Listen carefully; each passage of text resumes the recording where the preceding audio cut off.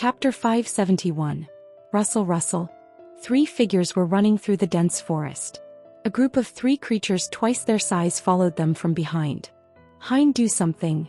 Ava shouted as she looked behind her. Confusion clouded her face.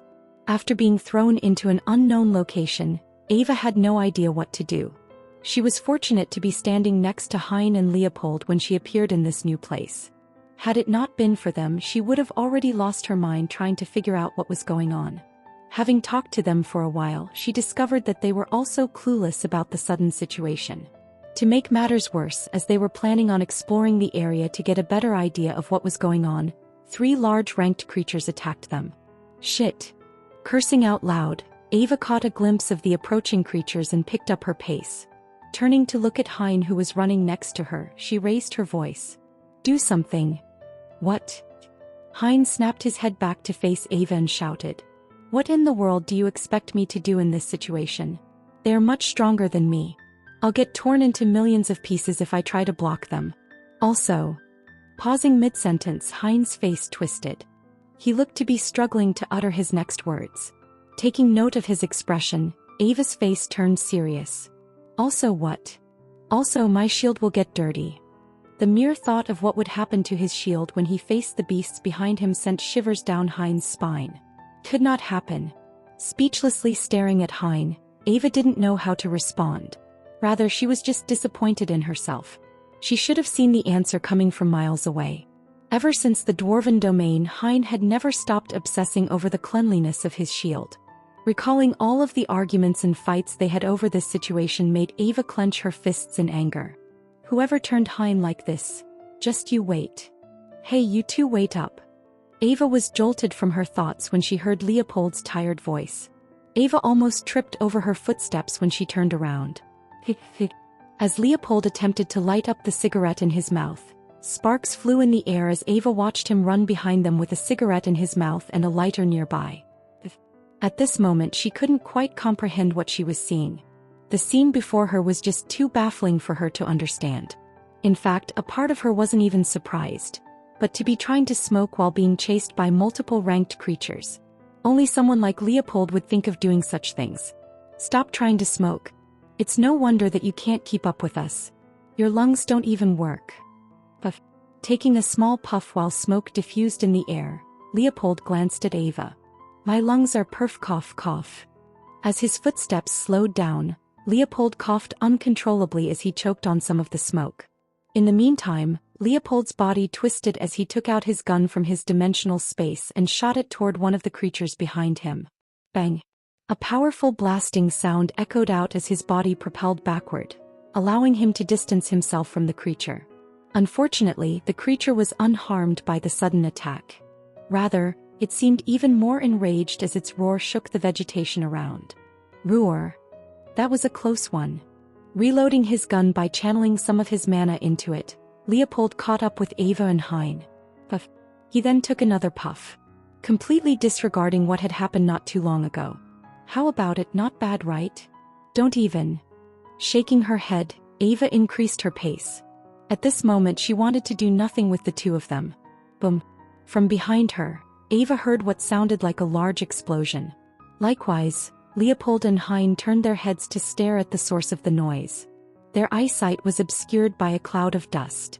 The dust soon cleared, and when everyone finally saw what was happening, they were surprised to see a familiar figure standing atop the creature. Angelica! The excitement in Ava's voice was palpable as she ran up to her. There was finally someone with some common sense. What was sad about the situation was that someone was a demon.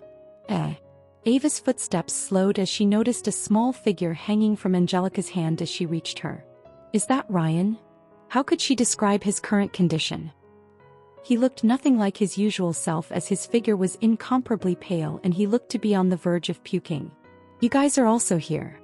Taking a light step off the creature's body and nodding toward Ava, Angelica let go of Ryan, who fell to the ground and stopped moving. "Do you have any idea of what's going on?" "I don't." Ava shook her head while describing to Angelica what she remembered before finding herself here. In the meantime, Leopold rushed in Ryan's direction and shook his body several times, hoping to wake him up. Hey, you're too young to leave the world. Ignoring Leopold, Ava continued. After looking carefully at the surroundings, I've come to realize that we're most likely not on Earth. You think so too? Knitting her brows, Angelica looked around her. Closing her eyes for a moment, she soon opened them up again and nodded her head. I can feel traces of demonic energy coming from the distance. If my guess is not wrong, there's a mana compressor in the distance that is trying to swallow up the whole planet. Immediately after her words fell, the face of the people present changed. Everyone here was not stupid. They all understood what a mana compressor was. Visit. For the best no_underfruit_g experience. It was because of this knowledge that they knew they were in a very dangerous place. What should we do now? Her gaze turned to Angelica as she asked. Ava subconsciously treated Angelica as the second in command whenever Rin or Small Snake weren't around, as she was the strongest in the group and the one who had been following Rin the longest. Her opinion was that she was the most trustworthy person present. As Angelica pinched the middle of her brows, she hesitated before speaking. Our best bet is to go to the mana compressor at the moment. If it's exactly like I think it is, I believe that there's going to be a portal in there that we can use to go back to Earth. Furthermore, I have reason to believe that Rin is also here on this planet, and if I were him, I would also go to the mana compressor. Raising her head to look at the others, she continued. That's our best bet at the moment. What do you think? Sharing her thoughts with everyone, Ava and the others looked at each other before nodding their heads. We're okay with your decision. Taking a moment to stare at the others and seeing them nod their heads, Angelica nodded her head. All right, then that's the plan.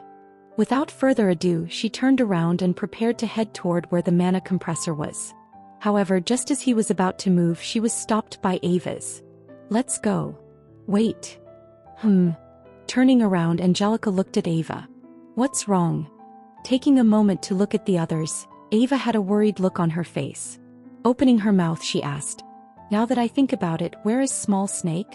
A dead silence followed after her words. Through the narrow gap between the leaves of a large tree covered in leaves, two eyes quietly observed the enormous black pyramid in the distance. Lowering her presence as much as possible, Amanda's brows furrowed tightly. My best bet to return to Earth at the moment would be to infiltrate that place and somehow find a portal. Her best course of action at this point was without a doubt this. Sadly, it was also the riskiest. However, she didn't have much of a choice. As she stood in a new world, knowing nothing about it, alone, the mana compressor in the distance looked like her only hope. From what I've observed, there are 4 gates in which one can enter the pyramid, and of those gates, there are 5 demons guarding each and every one of them. It was difficult for Amanda to determine their strength level, but from what she understood, they were all at least count-ranked demons. Something that would prove quite troublesome even for her at the moment. My best bet at the MO. Cutting her sentence short, Amanda suddenly felt a couple of presences coming from behind her as her body snapped backward and she drew her bow. A translucent blue arrow formed on her bow. Rustle, rustle. Wow, wow, woo. Suddenly, Amanda saw familiar figures emerge from the trees behind her. Of the figures, she recognized one, Kevin, as she saw him approaching her holding his arms up. Visit. For a better _user experience. Amanda didn't lower her guard as she continued to keep her bow raised. Kevin. That's me. Kevin replied with a bitter smile on his face. Why does it always turn out like this? He softly whispered in a quiet tone. Still not quite enough for Amanda not to hear. Amanda, believe me. It's me, Ku. What's the name that Ren always uses when calling you? Kevin was cut off by Amanda as she asked. The moment she said those words, Kevin's face hardened. So, don't do this to me. Placing her hand over Kevin's shoulder, Melissa softly murmured. You are what you are, Kevin. Ugh. There was an even greater distortion in Kevin's face. Fortunately for him, the small interaction he had with Melissa convinced Amanda that they were indeed Kevin and Melissa, so she lowered her bow. Her shoulders relaxed as a result. What are you guys doing here? Looking for you. Melissa replied. Her sudden reply caught Amanda off guard as she raised her brow. Looking for me? How did you know that I was here? Ask him. Kevin's smile only grew bitter as Melissa pointed at him. As he waved his hand at Melissa, he pushed his body forward and cleared some leaves. Taking a look at the large pyramid-like structure in the distance and staring at the air in front of him, his brows furrowed tightly. This is problematic. he quietly murmured. Taking note of his sudden behavior, Amanda walked up to him and asked, "What's wrong?" "Shit." Looking back at Amanda, Kevin shook his head as his face turned extremely solemn. Jean, Rin, and Emma are all inside of the structure. Jean, Rin, Emma? Amanda and Melissa both looked at each other in surprise as their heads snapped toward the pyramid in the distance. The fact that Kevin was blatantly avoiding the topic of how he knew everyone's location did not go unnoticed by Amanda, who tactfully asked another question. "What do you want to do?" Visit. For the best no_underscore_undershingy experience. Clenching on some of the leaves next to him, Kevin furrowed his brows tightly before quietly muttering, "I'm not sure if it can work, but if you two place your hands on my shoulder, I might be able to teleport us to them. The real question is, who should I teleport to?" Chapter 572. Who? Inhaling deeply, I focused my attention on my muscles. Like a calm well, I immersed myself in my own mind as everything around me disappeared. It was important for me to take note of the different nerves used throughout my body as I felt every twitch and movement. To harden my body completely, I must break the microfibers within my muscles and replace them with stronger ones. It was just like building muscles. A person's muscles become stronger and more durable by breaking the microfibers inside of them through exercise and building them again through recovery. As for me, I intentionally destroyed the microgivers according to Han Yufei's instructions in order to build them back up, stronger and more durable than before. By carefully snapping a selected few microfibers, one would find their body rapidly hardening. This method had only one drawback, and that was that it required a high level of concentration. I was fortunate to have a high level of concentration after all of my experiences. Taking another deep breath, I slowly opened my eyes. This is enough for now. As I carefully helped myself up with the wall, I ignored the twitching happening all over my body. It was annoying but at the same time bearable. How long has it been? I murmured to myself as I glanced around the room. As there was no clock here, I estimated that about 1 week had passed since I arrived. It may have been less or may have been more. I wasn't sure. My brows knit at this realization. What's taking Kevin so long? Honestly, Kevin should have already figured out I was with Jean. As he was able to teleport to us, he should have already appeared in front of us by now. While he may not know that I knew this, I was very aware of his stalking feature. It was something that was within my memories. Yes, I knew not to trust my memories, but I realized that he had gained them after he managed to somehow find me when I was on a date with Amanda. It was fairly obvious if I had to be honest. In any case, with that ability he should have already gotten an idea of where Jean and I were. I furrowed my brows even more. What if he is hesitating, thinking that his sudden appearance might put us in danger? Upon reflection, this made sense. Kevin might end up endangering me and himself if he showed up in a delicate situation. If this was the case, his caution was understandable. Aside from that, there were two other scenarios that I thought of as I pondered over Kevin's possible delay. One, he was simply too far away from us and he didn't know about our current circumstances and judged us to be safe, or two, he was looking for the others that have also appeared on the planet. But I really hope this isn't the case. The mere thought made my heart skip a beat. I could only fear for the lives of the others if they were also brought into this world. In contrast to Kevin, Jean, and me, the majority of them were unprepared for this world. If they weren't ready, they could find themselves dying at any moment. Especially Small Snake and Ryan. I was really worried about the two. Fuck. A curse escaped from my lips as I clenched my teeth. I need to get out of here faster. Kriye. My mind was jolted out of my thoughts when a grinding sound echoed out and the room's doors slowly opened.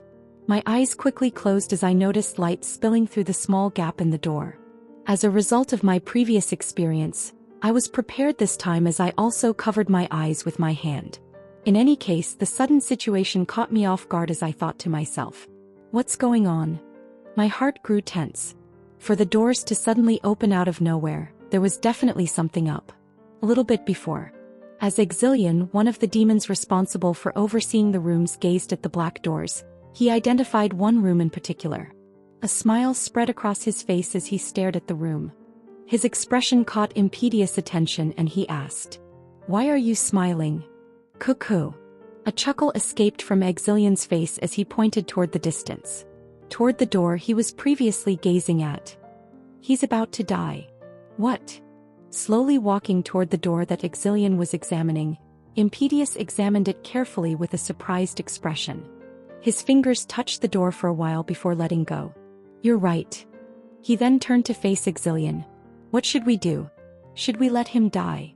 No. The smile on Exilian's face widened as he shook his head. Impedius was puzzled by his reaction, so he curiously asked him. So what should we do with him? It's obvious that he's on the verge of death. Approximately 2 hours from now he should die. After taking a peek inside, Impedius spotted the individual who appeared to be lifeless lying on the ground. Besides being dehydrated, he also appeared to be starving. He was practically useless. To Impedius, such an individual was not worth saving. Do you have any plans for him or something? I do. Exilian replied while walking next to him and carefully touching the door. Taking his hand away from the door, he suddenly asked, what is our goal? To break the minds of the individuals and make them work for us so that the mana compressor continues working. Correct. Exilian replied while he turned to gaze in the direction of the other rooms. That's how we usually do things. We break the minds of the prisoners and make them work for us, but what if? With a sudden pause, he turned to point at 2 different rooms. What if the people that are imprisoned know each other? Then they might do anything possible in order to help each other. Especially when one of them is on the verge of dying. Impedius finished the sentence as he suddenly understood what Exilian was trying to get at. The latest understudies are on underfiv.website. Covering his mouth with his hand, Impedius's back hunched forward. Haha. A chuckle soon escaped from his lips as the smile on his face became sinister. So are you saying that we should use this human in order to motivate the other humans to work harder? That's exactly it. Matching his smile, the eyes of the 2 demons shined. Doesn't this sound fun? It does, it really does. Walking up to the nearest cell, Impedius placed his hand over the door. Let's start then. I like your attitude. Walking up to another room, Exilian placed his hand over the door and a rock grinding sound echoed out. Cree-eye. Cree-eye. Soon the door started to open. What's going on? When Jean left the room, he simply blinked his eyes once or twice to adjust his eyes to the light. By now he had done this so many times that it had become second nature to him. As Jean surveyed the surroundings, he noticed 2 familiar figures walking out of rooms that seemed similar to the one where he was trapped in. Jean wasn't one to get surprised often, and when he did, he didn't show it, but as he called out their names, his face couldn't help but change. Just what in the world is going on? Emma? Han Yufei. This voice, is that Jean? Emma called out as she covered her eyes with her hand. You're also here? Jean. Unlike Emma, Han Yufei didn't cover his face with his hand, nevertheless he still had his eyes closed. It was clear that they weren't able to adjust to the sudden shift in lighting like Jean was able to. Emma? Han Yufei. The sound of another familiar voice echoed in Jin's ears as his gaze snapped to the distance, where Ren stood with an incomparably grave expression on his face. His eyes were of course also closed at the moment. Though he didn't show it on the outside, Jean suddenly felt a sense of superiority as he gazed at Ren. I guess all that training ended up paying off. This familiar voice, is that you, Ren? Emma's voice echoed out once more. Turning to gaze in Emma's general direction, Ren solemnly replied. Yes, it's me. Do you know why we're here? Ren didn't answer, instead he turned to gaze toward his right, where nobody stood. Han Yufei, how did you get here? I don't know. Answering Ren's question, Han Yufei turned to face his general direction. All I saw was a bright light and I suddenly found myself trapped inside of a dark room. Shit. The frown on Ren's face deepened as he cursed out loud. What's wrong? Emma quietly asked as she crossed her arms together. Her reaction honestly surprised Jean, as he had originally expected her to throw a tantrum as soon as Ren ignored her. This was how things usually went with the 2 of them. But much to his surprise, this didn't happen. The fact that Emma didn't throw a fit really surprised Jean. She's changed. He quietly thought to himself. Massaging his eyes repeatedly, Ren slowly opened his eyes. Well, at least attempted to, as he soon closed them again. This is bad. He softly whispered as he continued to massage his eyes. It looks like we're not the only ones who got teleported into this world. It was just as I feared. Trying to calm my nervous heart, I massaged my eyes and stood still as my eyes adjusted to the light. The fact that Emma and Han Yufei are both here confirms it. Jean, Kevin, and I weren't the only ones that go transported in this world. This was an obvious conclusion after taking note of their presence. But what I really wanted to know at the moment about the situation was exactly who got teleported here. Last I recalled, Han Yufei wasn't in the mercenary house back when everything happened, and Emma, well, who knows what she was doing. It was certain, however, that she wasn't with us. For her to have also shown up, there's something seriously off about the situation.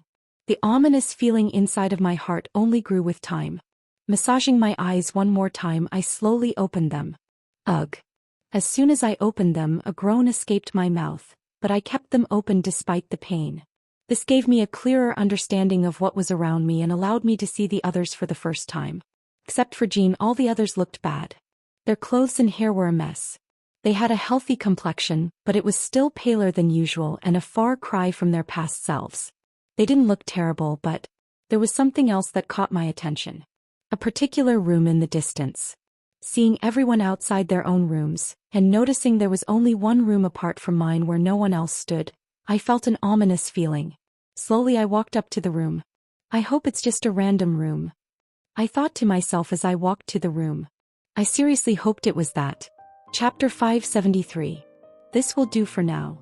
Brian carefully combed his hair and adjusted his clothes in front of the mirror. In addition to his white shirt, he wore a black pair of pants that seemed a bit too big for his body. His shirt was slightly wrinkled, but given his current living conditions, it was all he could do. It was still nevertheless a good look for him. He looked sharp. Echi. As Brian exhaled, he leaned forward and placed both hands on the side of the sink. Softly mumbling under his breath, he gazed at his reflection, particularly his green eyes. You can do it. You can defiantly do it, Brian. This was the first day of his new job and he couldn't screw it up. Brian's resolve hardened as he thought about his mother's condition. I can definitely do it. As Brian turned around, he slapped his cheeks and closed the faucet. As he carefully opened the bathroom door, he felt his previous nervousness disappear completely. Upon exiting the bathroom, Brian was greeted by a blast of cold air coming from the air conditioner of the building. You must be the newbie. A young man in his mid-20s greeted him near the entrance to the bathroom. With long black hair that flowed down his shoulders, he had a face that mesmerized everyone who looked at him. Especially his eyes that made one fall into a trance with just a glimpse. Handsome. As he stared at the man in front of him for a moment, even Brian was mesmerized for a short couple of seconds. He fumbled with his words. As he extended a hand, the man carefully scrutinized Brian's face. Nice to meet you, newbie. A bright smile adorned his face. My name is Hemlock. Hemlock Feiner, and I'll be your supervisor. Small snake. Small snake. Small snake. Suddenly he was awakened by a familiar voice. After slowly coming to his senses, Small Snake spotted a familiar face. Ring. He silently thought to himself as he struggled to open his mouth. He could feel water dripping inside of his mouth as some of the water began spilling all over his face. He didn't know for how long this had been going, but he no longer felt as thirsty as before. Even so, his body and mind remained numb. Small Snake. Small Snake. He heard Ren's voice calling out for him. Why is it him out of all people? When Small Snake thought about how someone would hallucinate near death, he wasn't sure whether to laugh or cry. If there was a face that he didn't want to see when he was close to death, it would definitely be Ren's. He had been traumatized enough by him. Visit for a better user experience. Small Snake. Small Snake. Smack. Smack. Upon feeling his left and right cheeks sting, and after the dream cleared up a bit, he realized he had not been dreaming, and Ren had indeed been slapping him continuously. Smack. Smack. Stop. Stop. You're awake. Small Snake heard Ren's relieved voice as the slapping stopped. Yeah. Small Snake similarly replied in a relieved voice, but for a different reason. Thank God the slapping stopped. They really hurt. Are you okay? Yeah. The moment Small Snake tried to move his body up, he realized he couldn't move a single muscle.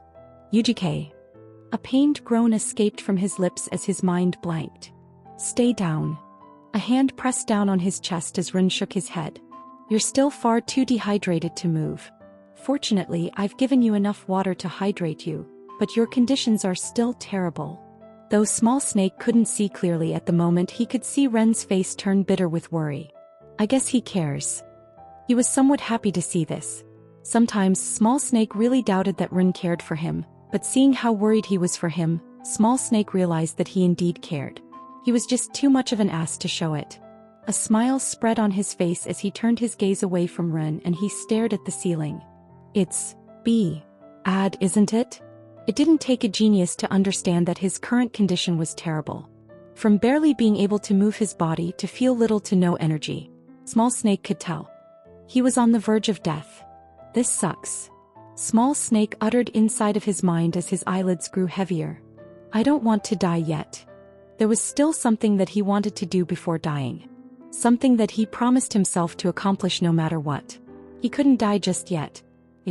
His eyelids progressively became heavier. He didn't know what was happening, but the incoming darkness scared him. The only thing he could see at the moment was Ren's blurry figure. He could also faintly hear something, but his mind was too out of it to properly process what he was trying to say. In the end, darkness slowly overtook his vision and his consciousness slipped.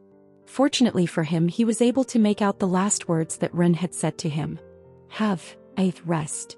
Unknowingly, a faint curl spread on his lips before his mind slipped. "Okay. This is bad." I carefully stood up as I stared at Small Snake, who was passed out before me. His current condition was quite frankly terrible. If something wasn't done soon, I couldn't guarantee his life. "I need to do something about this, Chu. It's just like you said, they know each other." "What did I tell you?" Suddenly, two sinister voices filled with malice echoed throughout the room as my head snapped back and I saw two demons standing behind the door of the room. "Who goes there?" I asked while taking a glimpse behind them. It was there that I caught sight of the others on the floor. Seeing Jean and the others on the ground staring at me with their eyes open, I realized that they were probably responsible for beating me up and trapping us. Rather than answering my question, one of the demons slowly walked in my direction. "Oh, so you know demonic language?" Similarly, taking a step forward, I tried to shield Small Snake away from the demons.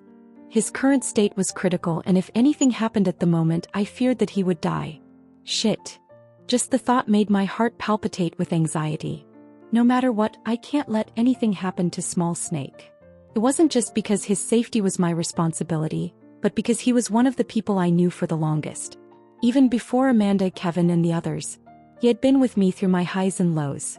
I couldn't for the love of God let anything happen to him. "I'm quite curious as to how you humans managed to get into this planet," one of the two demons asked. He had a rather bulky figure and two large horns on his head that circled inwardly. The darkish red tone of his skin and the aura he exuded were similar to those of a Viscount-ranked demon. On normal occasions, such level of strength wasn't anything that I would take note of, but since my mana was currently sealed, it certainly felt like I was staring at a huge mountain. "I'm also quite curious. Have the humans perhaps figured out a way to teleport to other planets? If so, that would truly be problematic." The other demon spoke up. Unlike the bulky demon, he had a rather lanky build and his horns were sharp rather than curly like the other demon. Nevertheless, he also exerted the strength that closely resembled a Viscount-ranked demon. Posed with their questions, I didn't answer them, but rather carefully looked around my surroundings. Opening my mouth, I asked a couple of questions. "Where are we and what do you want from us?" Visit for a better user experience. My current priority was figuring out where we were before anything else. I already had a little hunch, but I needed to make sure before anything else. "Where we are." As the demons glanced at each other, they had strange looks on their faces. As they laughed silently to themselves, a smile cracked on their faces as they turned their attention back to Small Snake, who was lying behind me. "There's no need to be so impatient. You will see soon enough. You will see soon enough." "You can teleport?" With wide open eyes, Amanda and Melissa stared at Kevin. "How come you never mentioned this before?" Melissa asked as she leaned her body forward to get a better look at the giant pyramid in the distance. As she pushed some of the leaves away from her face, she silently muttered. "And you're also saying that you know of a way to teleport to anyone you want?" "That's correct." "Does that include Amanda and I?" "Yeah." Kevin scratched the back of his ear as he kept his gaze toward the front. At the moment, he was truthfully answering all of their questions. He was really afraid of what they would do if they realized that he had a way to know where exactly they are located at any point in time. Feeling Melissa's sharp gaze, Kevin stood motionless as he didn't dare utter a single word. Taking another look at the pyramid in the distance, Melissa asked, "Are you sure that Rin and the others are inside of that thing?" "Sure," Kevin confidently replied as he caught a glimpse of the system interface in front of him. Massaging the bottom of her chin, Melissa's brows furrowed even more tightly. "And are you sure that you can teleport to any of them at any point in time?" "Yes," Kevin once again confirmed. However, recalling something, he added, "I can only teleport once though. I can't teleport back out since there's a cooldown for the skill." "I see." Rather than being surprised by the sudden revelation, Melissa didn't show any reaction. It was only after a while that she removed her hand from her chin and gravely nodded her head. Putting on a pained expression, she let out a long sigh. "Although I hate to say this, it looks like we have to make some sacrifices. It was nice knowing them for the time that we did. We're going to Rin." Cutting Melissa off, Amanda placed her hand on Kevin's shoulder and grabbed Melissa's hand. Her sudden action surprised the both of them as they looked at Amanda with a baffled look. But instead of caring about how they looked at her, Amanda sternly looked at Kevin and ordered, "Get going and stop wasting time." Chapter 574. "Hurry up, Kevin, don't waste any more time."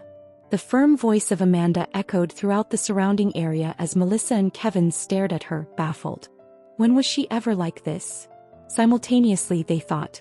Ignoring their looks, Amanda urged, "So, In a state of shock, Kevin had no idea how to respond to Amanda's abrupt attitude shift. He really had no idea. No. When Kevin was about to say anything, Melissa covered her forehead with her hand and extended her other hand to cover his mouth. In the distance, she glanced at the large pyramid and sighed. Going now would do more harm than good. "What do you mean?" Kevin and Amanda simultaneously looked at Melissa. They were both wondering what her words meant. A second sigh escaped Melissa's lips as she stared at them both. Bringing her arms towards the leaves and pulling them away, she glanced at the pyramid in the distance and asked, "Kevin, you said that Ren and the others are currently inside of the mana compressor, right?" "That's right." Kevin nodded his head. Bringing his arm out to push some leaves away, he also gazed at the nearby pyramid. Beside him, Amanda leaned forward a bit to get a better look. In the meantime, Melissa continued to speak. "Currently, my best guess is that Ren and the others are inside the building not because they infiltrated it, but rather because they are imprisoned there. But if it's Shut up." Melissa extended her hand and stopped Kevin from interrupting her.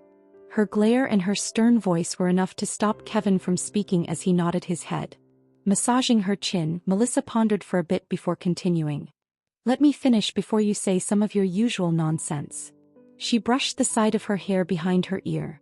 "According to how mana compressors work, especially ones of this size, I would guess they are currently somewhere beneath the pyramid trying to fuel the device. As with any large machine, it consumed a lot of fuel when it was running, and Melissa estimated that the pyramid in the distance consumed a lot of energy.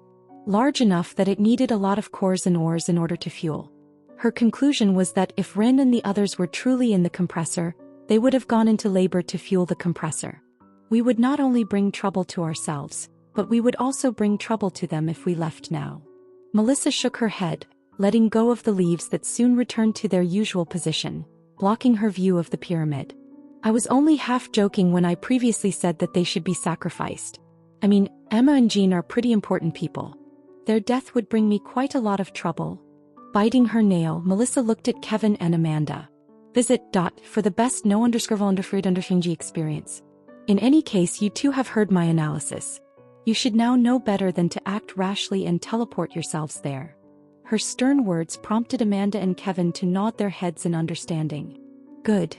Melissa patted her hands in satisfaction. Her face was adorned with a half smile. Rustle. Rustle. A rustling sound was heard at that moment, and Melissa noticed Amanda let go of Kevin's shoulder. "What are you doing?" "The obvious," Amanda replied, prompting a frown to appear on Melissa's face. "Sounds annoying. It's the only way." She then disappeared from Kevin's and Melissa's sight. Dumbly staring in Amanda's direction, Kevin turned to look at Melissa and asked, "Where is she going?" "To get some information." Melissa replied while she crossed her arms and sat down. Turning around to look at Kevin, she shook her head. In order to gain a better understanding of the building's infrastructure and Ren's and the others' conditions, she'll probably abduct a demon. It only took a simple glance from Melissa to understand Amanda's next set of actions. Although she had let emotions get the best of her not too long ago, now that she had calmed down, she understood exactly what she needed to do. Melissa was happy with that. There couldn't be more than two idiots at the same time. All right.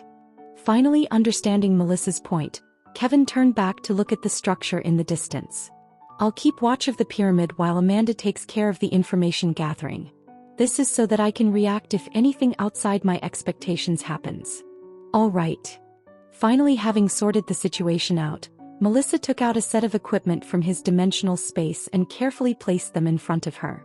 Clasping her hands together, she smiled. Let's continue what we were doing. Earth. As Liam scratched his head, he looked at the large black miasmic pyramid in the distance. He could feel the thick demonic energy emanating from the large light above the structure from where he stood. Standing on top of a peak overlooking the distance, he caught a glimpse of several demons guarding the pyramid's entrances. Demons. Taking note of the horns on their heads, Liam was able to instantly guess what the creatures were. They were demons. Where am I? He had previously thought that he was on Earth, but as he stared at the demons and structure in the distance, Liam was starting to have second doubts. The latest understudies are on website.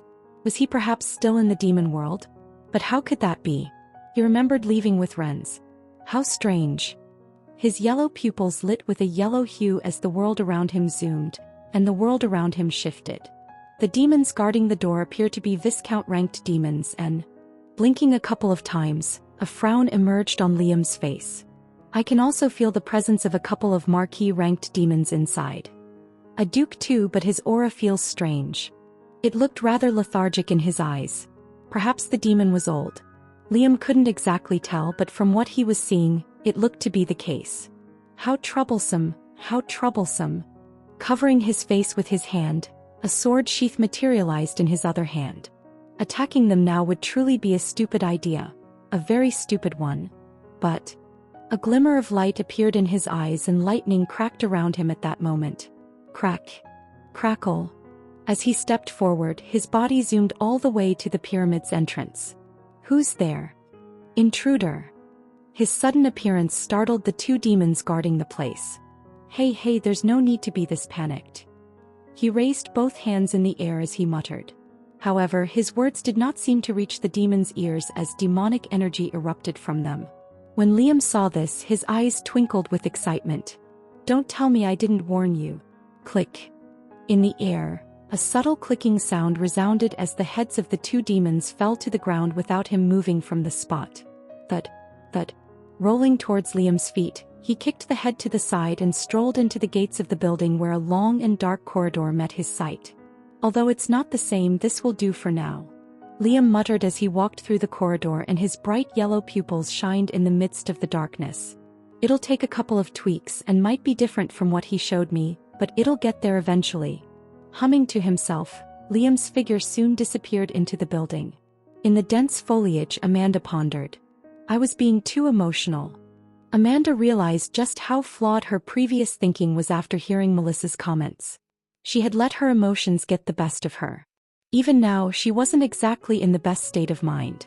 She wanted nothing more than to rush in and help Ren and the others out, but as she thought back at Melissa's words, she could only force her emotions down. Now is not the time.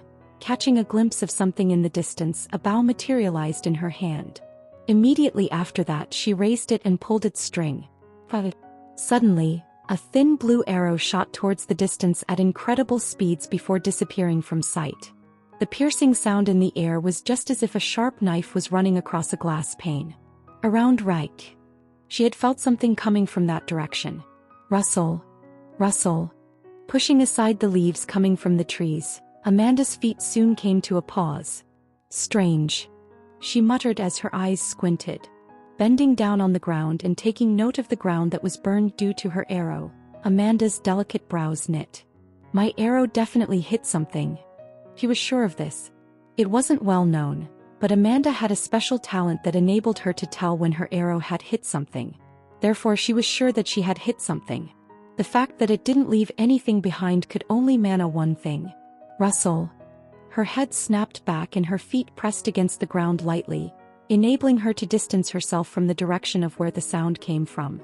Swoosh. It was at that moment that she felt a fierce wind blow against her, sending her hair scattering away as a sharp tip aimed for her face.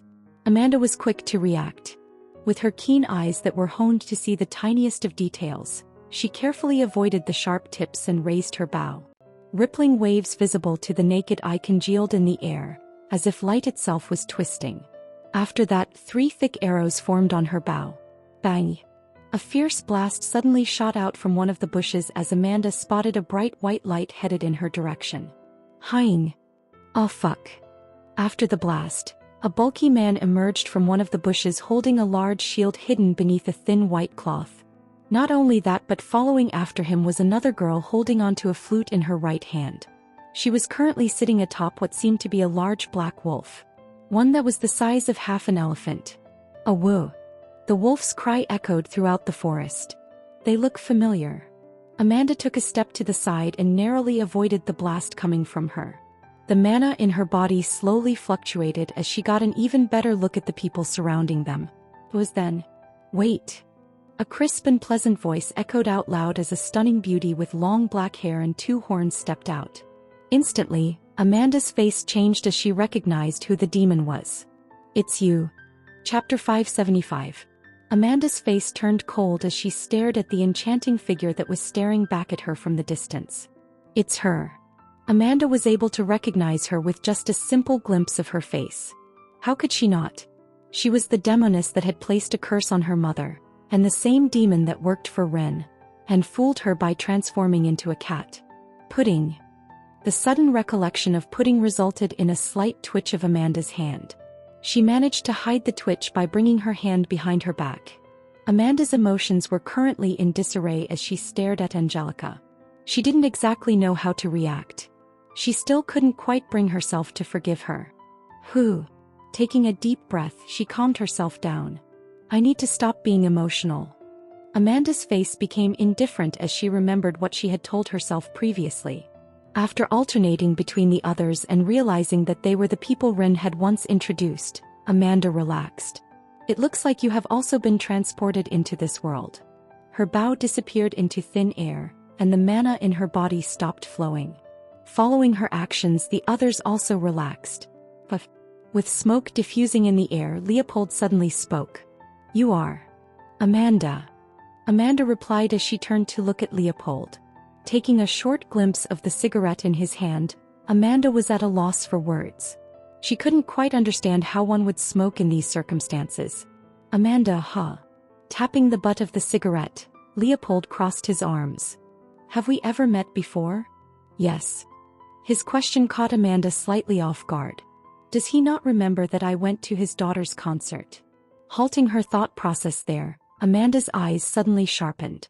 It was at that moment that she suddenly recalled that he was Sophia's father. We have met before? Is that so? Where X? In Henler.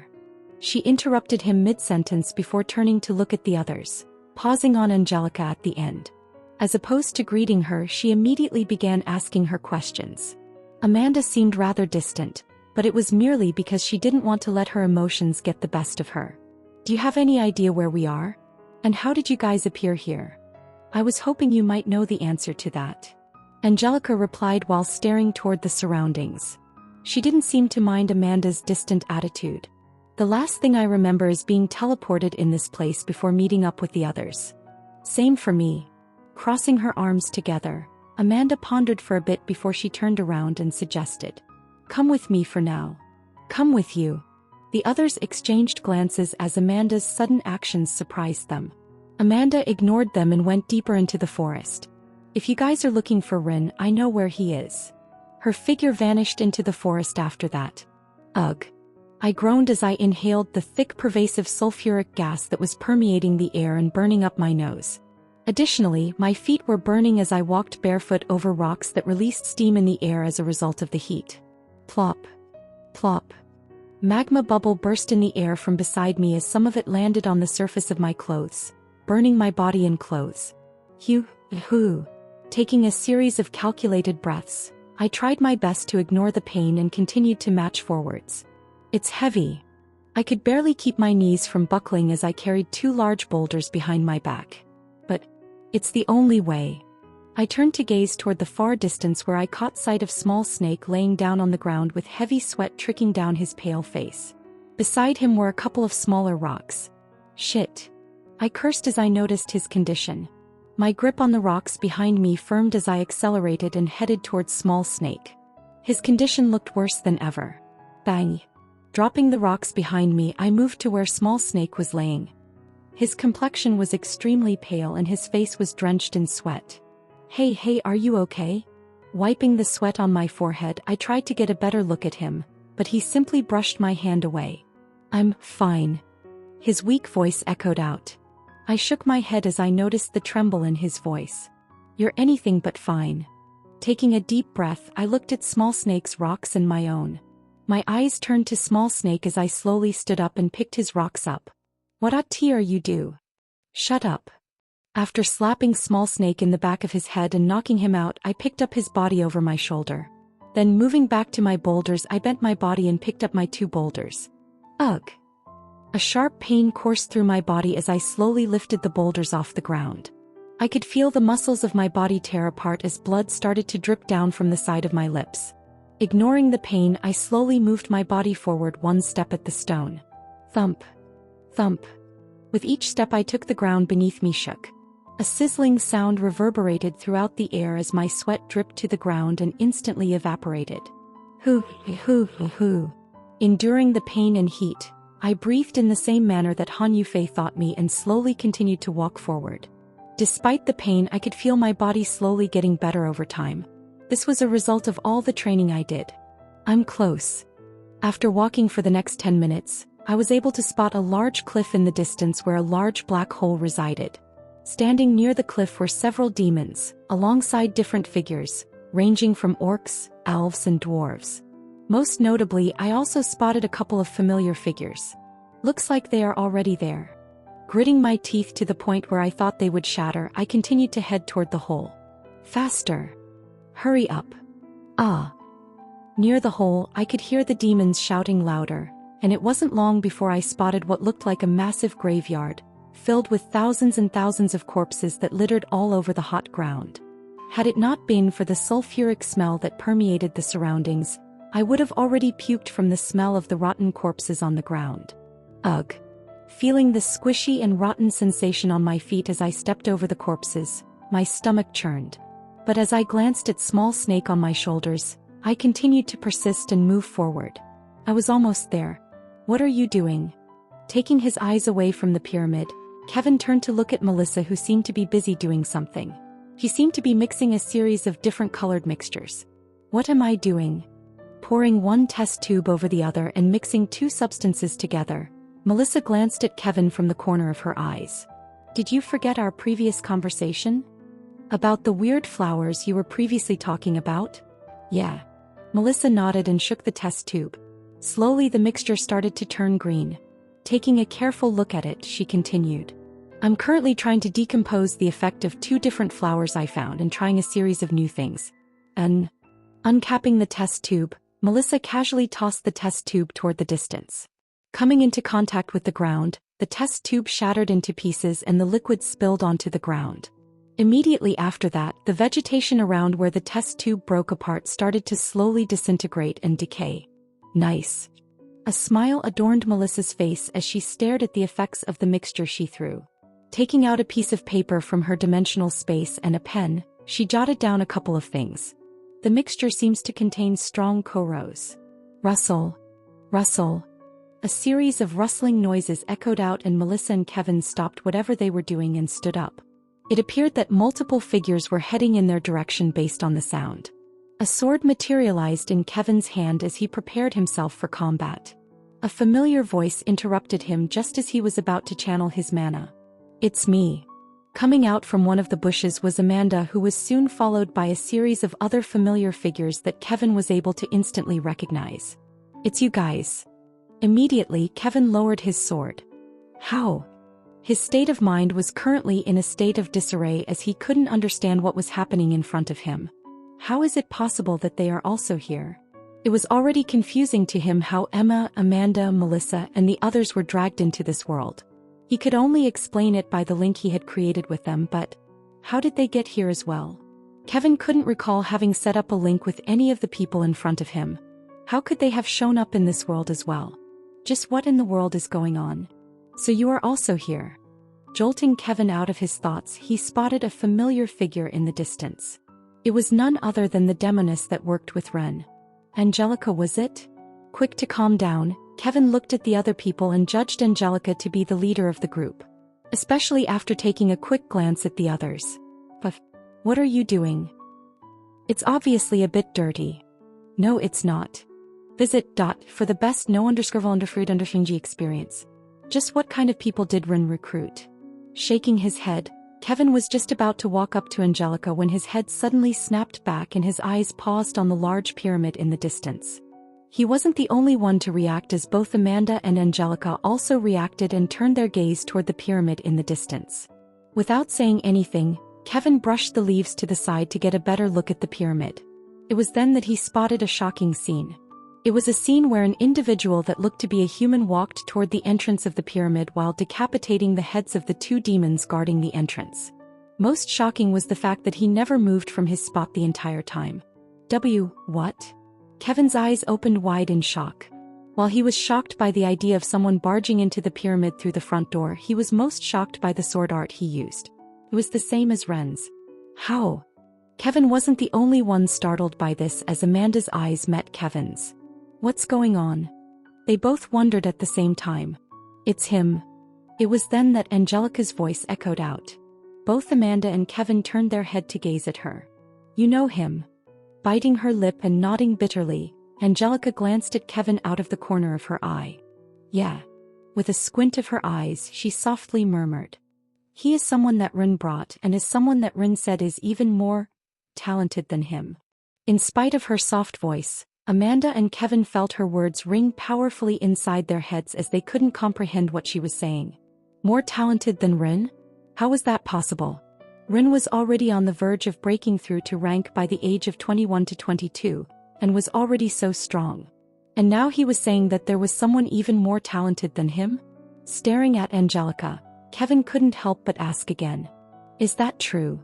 Yes. Angelica nodded her head as her face turned complicated. I don't particularly agree with what he said since he is older and has the same rank, but as I've fought with him already, I can say that he's incredibly S. Enough with the chit-chat. Cutting Angelica off, Melissa placed her hand over Kevin's shoulder as she lifted her glasses up with her finger. You wanted to save Ren and the others, right? Squinting her eyes to look into the distance, Melissa clicked her tongue. Seriously?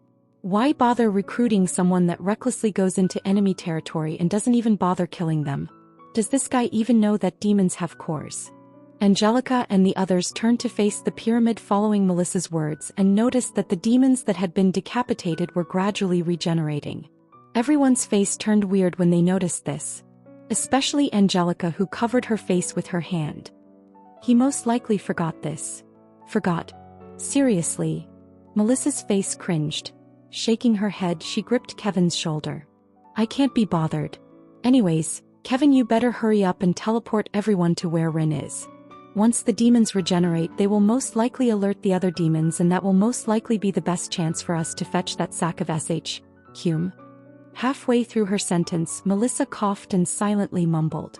Almost slipped. Unfortunately for her, almost everyone understood her words. Pretending to be oblivious to this, Melissa patted Kevin on the shoulder. What are you waiting for? Hurry up.